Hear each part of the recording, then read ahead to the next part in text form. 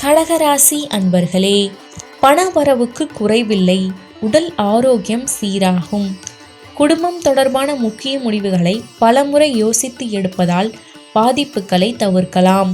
உறவினர்களுடன் கருத்து வேறுபாடு ஏற்பட்டு அதனால் மன நிம்மதி சற்று குறையக்கூடும் என்பதால் கவனமாக இருக்கவும்.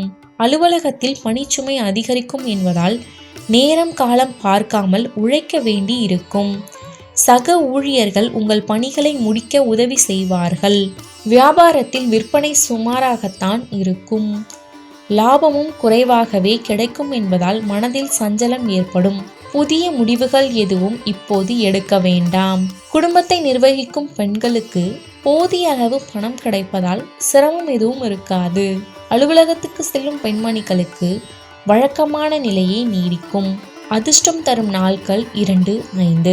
அதிர்ஷ்டம் தரும் எண்கள் 2, 3. வழிபட வேண்டிய தெய்வம் யோக நரசிம்மர்.